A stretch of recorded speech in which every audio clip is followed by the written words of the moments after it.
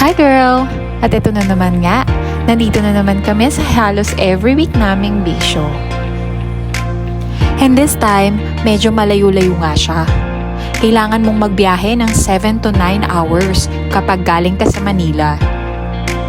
Kasama ko nga rin yung mga kapatid ko at pamangkin ko dahil banding na din namin to bago sila bumalik sa Zamboanga.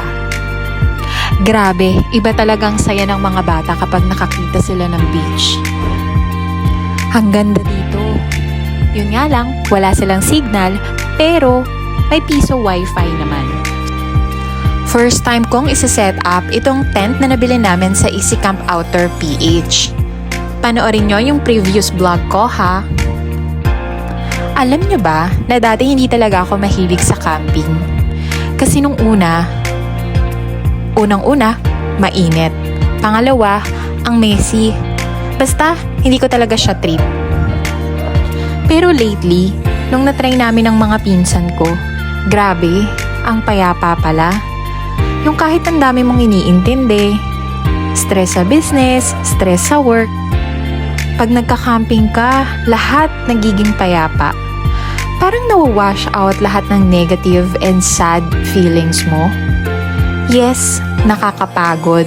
Yung biyahe, yung setup, lahat naman talaga nakakapagod. Pero ang saya, iba talaga yung feeling. Sabi nila magastos. Totoo naman talaga, magastos. Wala naman yatang bisyo na hindi magastos. Pero ibang-iba talaga eh.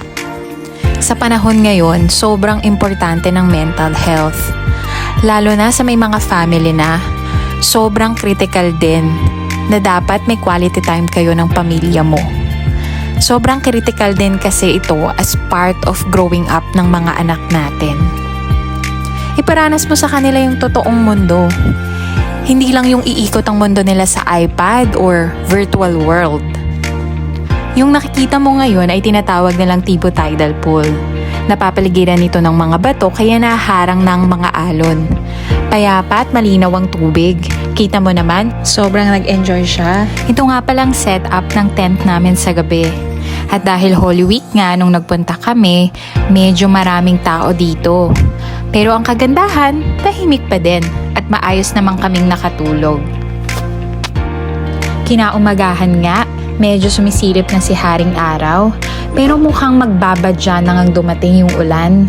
At bago pa nga bumuhos ang ulan, nag-prepare na nga kami ng umagahan at nakabili pa kami ng fresh na yellowfin dito lang sa paligid. Inihaw namin yung kalahati, tapos yung kalahati is sinigang namin. Grabe, ang sarap. Ramdam mo talaga yung pagka-fresh niya.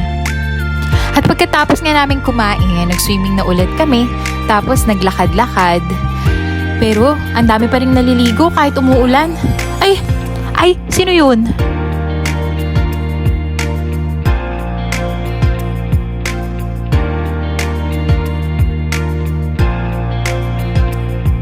At dahil medyo lumakas na nga ang ulan at hangin, nagbihis na muna kami at sumilong sa tent. Ang maganda nga sa tent na nabili namin, hindi talaga siya pinapasok ng tubig. Hindi din siya nagli-leak kaya comfortable naman din kami kahit ang mga bata, kahit umuulan. Nagbanding nga muna kami na sa loob ng tent ng mga bata habang nag-iintay tumila ang ulan. Bandang tanghali, tumigil na nga and then nakapag-prepare na rin kami ng lunch namin.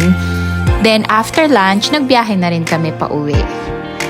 At dahil nakita mo nga itong video na to, it's a sign, girl. Tara, mag-camping tayo. Until next biyahe, girl. See you!